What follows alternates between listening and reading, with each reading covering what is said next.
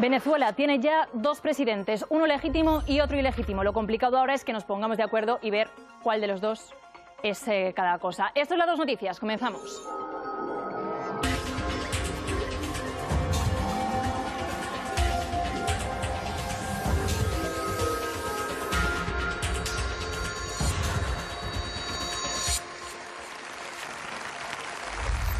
Nicolás Maduro ha ido a la Corte Suprema de Venezuela para recibir el apoyo de los magistrados. Su legitimidad como presidente de Venezuela está en entredicho desde que ganara las cuestionadas elecciones de mayo, pero sobre todo desde que ayer Juan Guaidó, líder de la Asamblea Nacional, se autoproclamara presidente de Venezuela.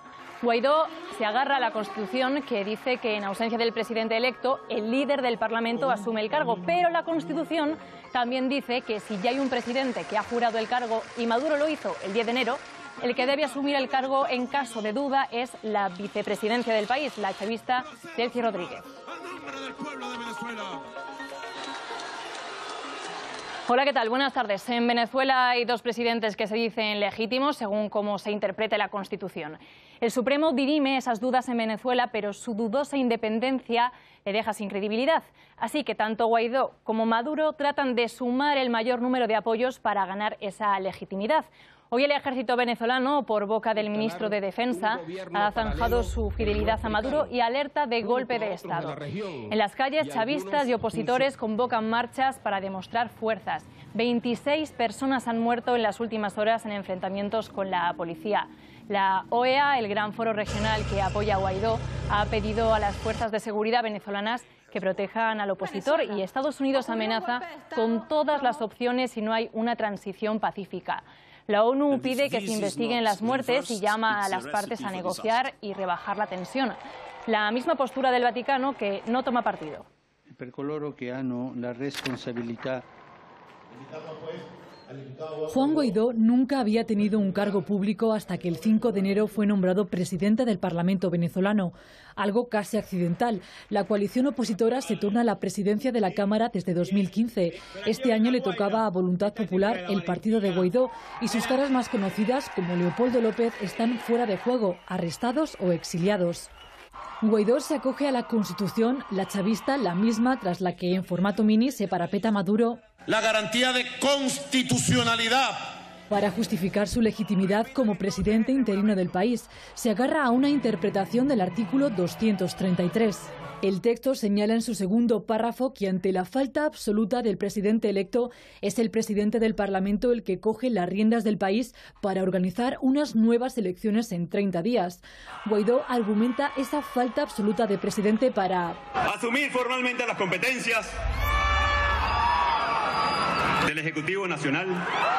La oposición no participó en las elecciones presidenciales de mayo que ganó Maduro. Tampoco hubo observadores internacionales neutrales y los organismos internacionales las cuestionaron por su falta de garantías. Los mismos que sí avalaron la victoria de Maduro en las presidenciales de 2013. Sin embargo, el panorama se torció para el dirigente cuando en diciembre de 2015 perdió el control del Parlamento en las legislativas. Entonces Maduro se apresuró a nombrar un Tribunal Supremo afín y creó un Parlamento paralelo, la Asamblea Nacional Constituyente. Y ahí es donde se genera esa doble legitimidad, ¿no? La de unas elecciones que no son reconocidas y la de un Parlamento que se considera que asume el mandato del pueblo. Los dos apelan al pueblo. En estos 3 años, la acaparación de poderes de Maduro le ha hecho perder el respaldo de casi toda la comunidad internacional. En América, solo México, Cuba, Nicaragua, Bolivia y Uruguay se han desmarcado de la Organización de Estados Americanos, la OEA, y apoyan de forma más o menos explícita a Maduro. También Turquía, Irán, China y Rusia, que apunta a una destructiva injerencia exterior y advierte a Estados Unidos del peligro de un baño de sangre. La Unión Europea hace malabares. The EU fully supports the National Assembly as the democratically elected institutions whose powers sin mostrarse abiertamente a favor de Guaidó y pide elecciones sin aclarar si debe convocarlas Maduro o el líder de la oposición. El órdago de Guaidó parece que se juega ahora en el campo de la comunidad internacional. Pedro Sánchez ha hablado con Guaidó por teléfono desde Davos para transmitirle esa posición de la Unión Europea, que es también la del Gobierno español. No reconocer expresamente la legitimidad de Guaidó, aunque sí la del Parlamento, que preside, y pedir elecciones libres y democráticas en Venezuela lo antes posible. El Partido Popular y Ciudadanos exigen a Sánchez que reconozca al opositor, mientras que Unidos Podemos, en un tuit, cree que sería apoyar un golpe de Estado. Tenemos que evitar que la cosa vaya a peor. Y eso exige, sin duda, un proceso de intervención para garantizar la única salida posible, que son unas elecciones. No puede seguir en la equidistancia como su predecesor Zapatero. Tiene que abrazar la democracia y la libertad también en Venezuela, y si no, acabará siendo responsable. Si dejamos a su suerte al pueblo venezolano, los van a aniquilar. España no se puede permitir ir a la cola en el reconocimiento a esa transición democrática, que la historia no nos perdonaría que por cálculos parlamentarios, por cálculos políticos, el Gobierno de España no lo hiciera.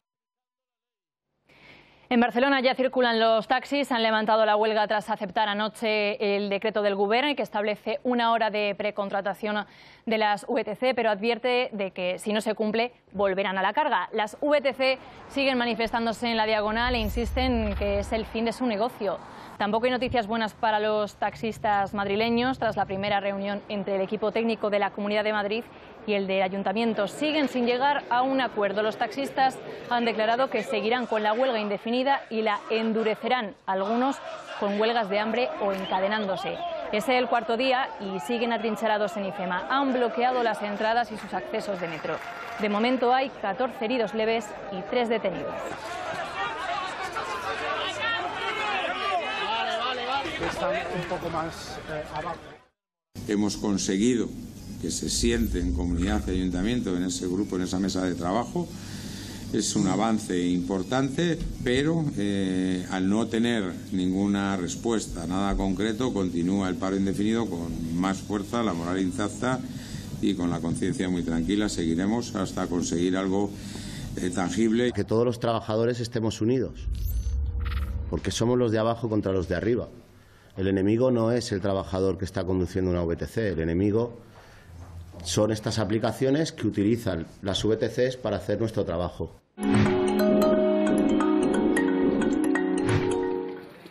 Doble llamada de atención a España desde Bruselas por incumplir la legislación comunitaria en 2 materias. Por un lado, nos podría caer una sanción por la seguridad ferroviaria. La Comisión Europea no cuestiona que la red de trenes sea segura, pero sí dice que los organismos públicos que investigan los accidentes y homologan las vías y trenes no cumplen los parámetros europeos. El Gobierno ha anunciado que aprobará un plan nuevo de seguridad en el transporte en las próximas semanas, pero insiste en que las infraestructuras son seguras. Por otro lado, Bruselas denuncia ante el Tribunal de Justicia de la Unión Europea que el humedal del Parque Nacional de Doñana no se protege bien y que se está deteriorando este hábitat protegido.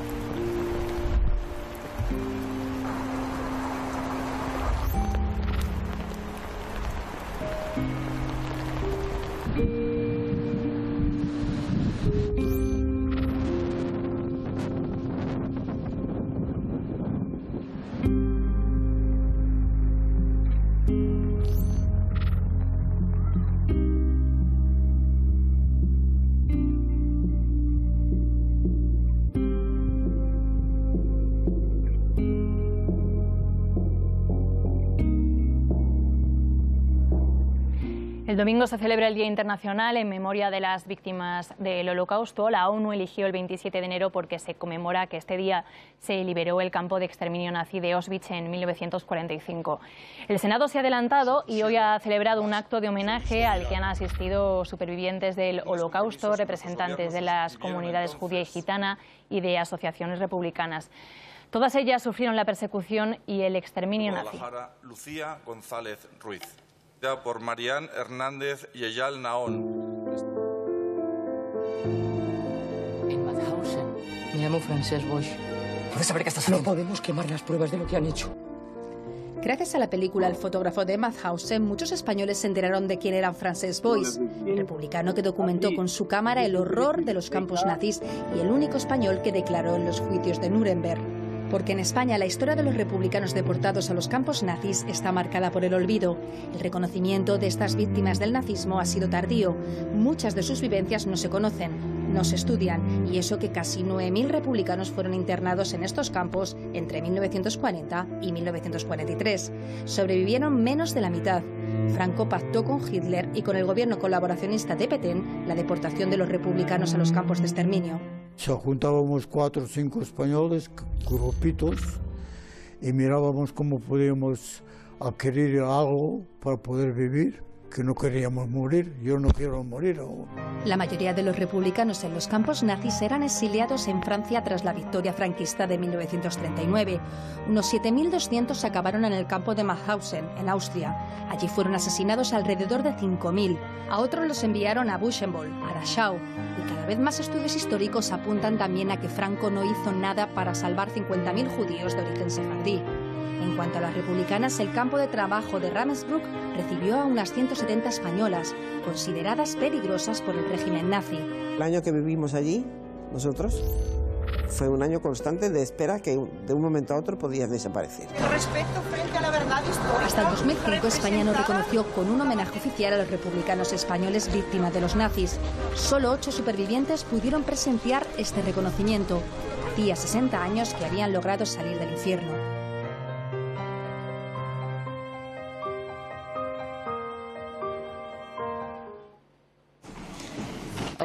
En Alemania, en el Parlamento de la región de Baviera, la mayoría de diputados de la extrema derecha, la AfD, abandonaron ayer la sesión en memoria de las víctimas del Holocausto.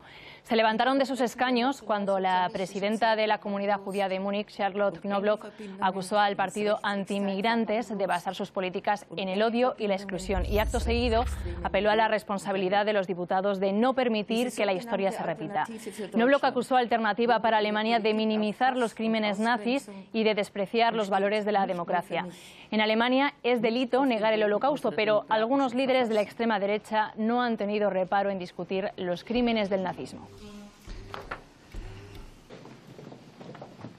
La guerra siria causó una enorme crisis de refugiados en Europa en 2015 y eso fue un gran caldo de cultivo para partidos xenófobos como la AfD. En los últimos años de Siria solo destacamos noticias de guerra y dolor, pero Siria es un país enormemente rico en cultura. Una de las más grandes voces de la literatura árabe, habitual candidato al premio Nobel, es el poeta sirio Yadonist, que hoy ha pasado por Madrid. Cuando era niño, su padre le recitaba poesía. Los ecos de aquellos versos siguen en su memoria. Ahora Adonis es el principal poeta y ensayista árabe. Nació en Siria en 1930, se fue por la guerra civil libanesa y su obra siempre se consideró rebelde. Adonis cree que la civilización árabe está en proceso de desaparición y echa la culpa a los propios árabes, también a los occidentales, que hablan de democracia cuando solo quieren quedarse con las materias primas de las naciones árabes. مرتبطة على نحو أو آخر بأوروبا، بإسبانيا، بإيطاليا، بفرنسا، بألمانيا. والمشكلة في سوريا هي مشكلة ليست مجرد مشكلة سورية، هي مشكلة أمريكية أوروبية أيضا. La religión ha sumido al pueblo árabe en el analfabetismo, la misoginia y el oscurantismo, según Adonis. No está en contra de las creencias religiosas, pero cree que la verdadera revolución árabe pasa por separar la religión de la política, la cultura y la sociedad. ظاهرة فريدة في تاريخ الشعر العربي لا ينتبه إليها الباحثون. هي مع أن الشعراء عاشوا في مجتمع إسلامي متشدد إجمالاً لكان العالم أفضل. Para Adonis, lo más valioso de la poesía es que no da respuestas, abre horizontes. Con su experiencia de vida y sus 75 años como poeta, cree que el mayor error es no querer cometer errores y luchar contra el paso del tiempo. يسري على الجميع والموت يموت فيه الناس جميعا كله مشترك. مشكلة الإنسان هي كيف يحيا. Adonis ha escrito más de 20 libros de poemas en su lengua materna. Hoy la Casa Árabe de Madrid le ha rendido homenaje a este poeta que desde 2010 no pisa Siria, aunque es fiel a los lugares que conocen sus pasos.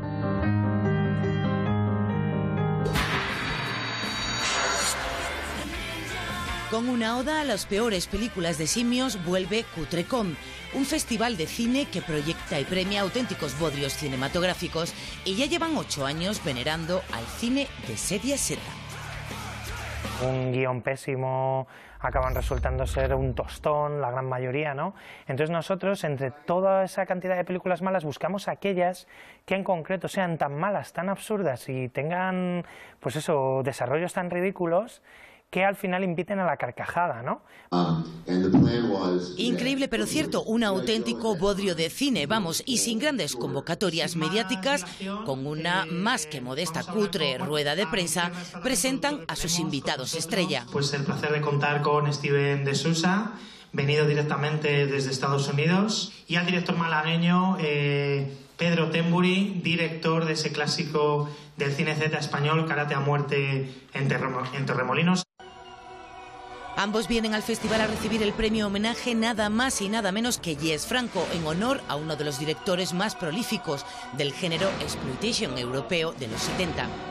Uno por haber facturado para Hollywood la peor adaptación del videojuego Street Fighter, que a pesar de las críticas cuenta con miles de fans a lo largo y ancho del globo y sigue generando beneficios. Con una imaginación desbordante, Karate a muerte en Torremolinos, de Pedro Temburi, ha pasado a la historia por ser la peor película del cine español, pero considerada también obra de culto. Una película de serie Z, que es una película que se sale de esos cauces. Sí que creo que al final estas películas, ¿sabes lo que te digo? Pues tienes que verla con esa perspectiva, ¿no? Una película... Perdona, joder, que es que me he liado al final, que me hayas preguntado.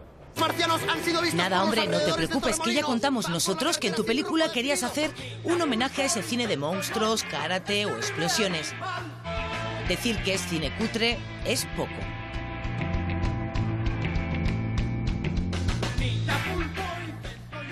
Pues las películas cutres también pueden ser ideales para echarse un sueñecito, aunque bueno, a veces ni con esas.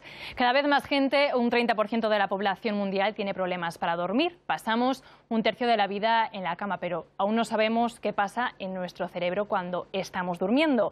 El ensayo Duérmete Ya intenta desvelar esos enigmas del sueño. Te metes en la cama y empiezas a dar vueltas. Pasan las horas, pero por mucho que lo intentes, el sueño no llega. Así es una noche con insomnio, el trastorno del sueño más extendido, pero podría ser peor. A Henry Nichols el sueño le asalta cuando menos se lo espera, en medio de una charla, andando o conduciendo. Es narcoléptico. Narcolepsy is caused by the loss of some brain cells, just a few tens of thousands, tiny population of really important brain cells that stabilize wake and sleep. They've gone.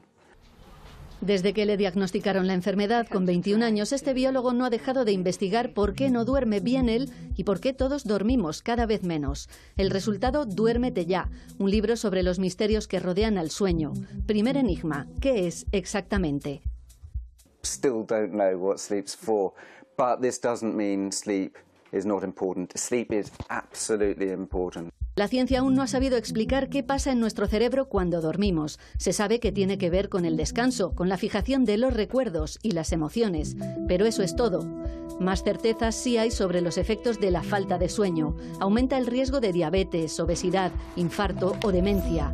Sin el sueño moriríamos, por mucho que haya personas, como Trump, que presuman de dormir 3 o 4 horas. I think a lot of his behavior can be explained by sleep deprivation. So the irritability, the rash, quick decision-making, the moodiness, the impetuous behavior, all of those things happen very quickly. We all know that when you haven't slept well. La evolución ha ido recortando nuestro sueño. Hace siglos fue la bombilla que nos permitió estar despiertos en la oscuridad de la noche. Vivir en ciudades hiperiluminadas y con un ritmo frenético es fatal para nuestro reloj biológico. Pero el mayor enemigo del buen sueño son los móviles y los dispositivos electrónicos. They are also emitting this blue wavelength light that in the juvenile brain, or the adolescent brain in particular, is very, very sensitive. Dormir, tal vez soñar, dijo Shakespeare en uno de sus versos más famosos, pero lo de dormir se ha convertido en una pesadilla, a juzgar por las estadísticas. Más del 30% de la población mundial tiene trastornos del sueño. It's unfortunate that when we feel a star.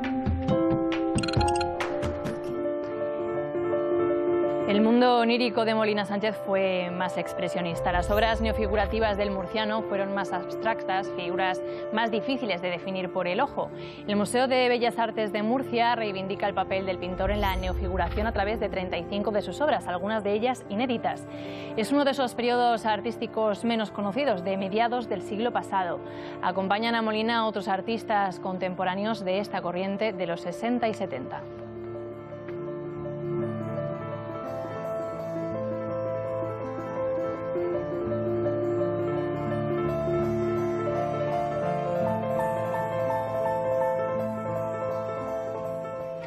Pues allí en Murcia trabaja Antonio García Arias. Es el mejor profesor de primaria de España, reconocido por la plataforma Educa, que cada año concede unos premios considerados los Goya de la profesión docente. Hoy, que es el Día Internacional de la Educación, hemos querido averiguar qué hace para merecer este premio. Antonio lleva más de una década ejerciendo en este colegio, el Joaquín Carrión de San Javier. Es maestro de primaria desde hace 24 años. Gallego de nacimiento, recaló en la región de Murcia como interino. En un año llegó a estar hasta en 9 colegios distintos. Esto es lo que más valoran sus alumnos de él.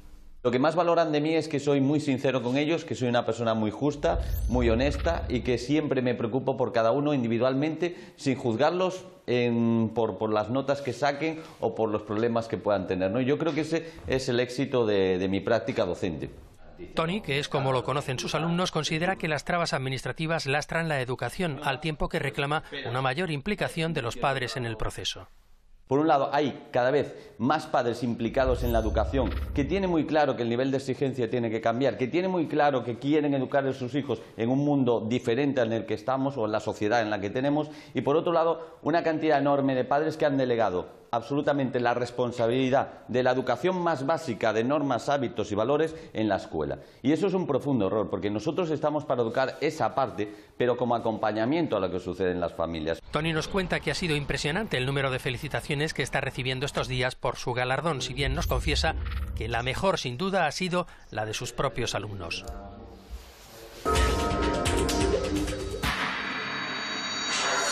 Este año se ha abierto en Santiago de Chile un colegio muy particular. Es la primera escuela del país para niños y niñas transexuales, un espacio libre de violencias en el que los menores no tienen que ocultar su identidad sexual ni sentirse raros porque no coincida con su género biológico. Los niños cuando llegan acá las primeras veces se van muy tranquilos, porque hay que pensar que hay niños que antes de llegar acá no habían visto a otra persona trans. Entonces el verse con sus pares, el compartir una mañana es muy sanador. La escuela nace de un problema real. Los niños y niñas trans no tenían escolaridad o sufrían bullying.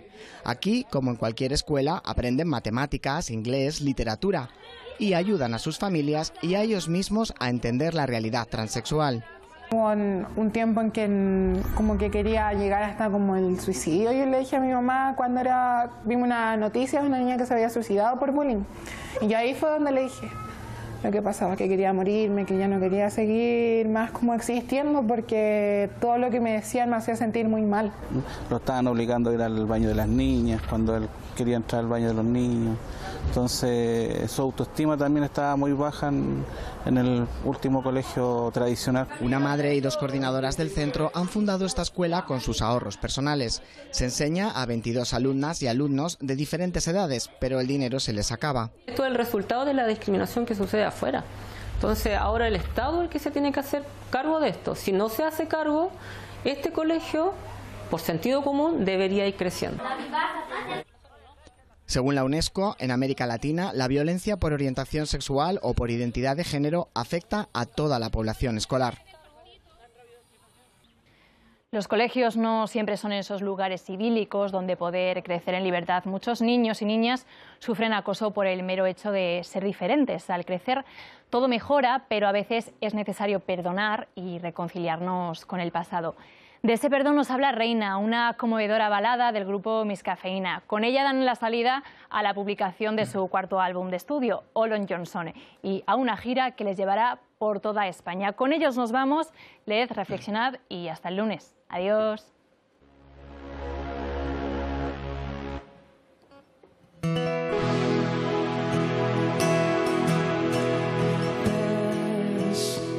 Todo empieza por un motivo. Hay guerras que se libran solo y en esta me toca volver. Allí donde solía tener un padre, donde jugaba a ser cantante, en una habitación con vistas a un gran centro comercial.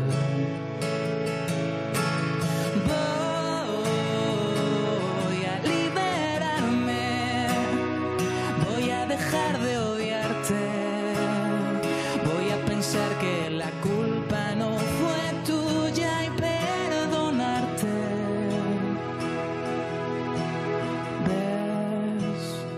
Nunca nada es casualidad, todos tienen una misión, pero no lo supe encajar. Corrí contra todas las voces roncas, contra todos los buenos hijos y los hijos que vendrán.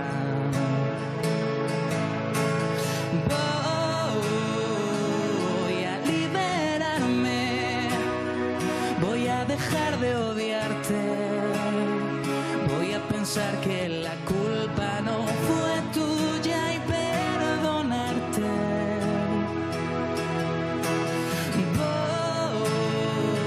Voy a prender fuego a todos los recuerdos, voy a matar los demonios que se enredan en mi pelo. Volveré con más cordura, más sereno y con arrugas. Pasearé por el colegio, esta vez sin tener miedo. Volveré para enseñarte que al final hice algo bueno, con todas tus frases hechas, con todos tus golpes secos.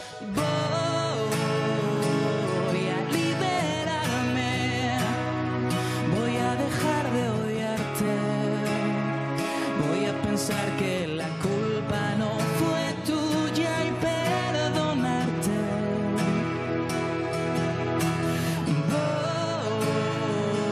Voy a prender fuego a todos los recuerdos, voy a matar los demonios que se enredan en mi pelo.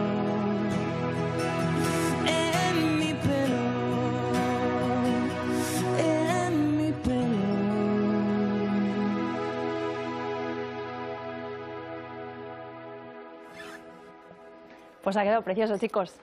Nada, muchísimas gracias por venir a Dos Noticias. Oye, os quería preguntar, he visto que en la entrevista de redes en la que os han hecho en Instagram y Twitter y tal, decíais que el disco es menos es más, ¿no? Es un poco lo que habéis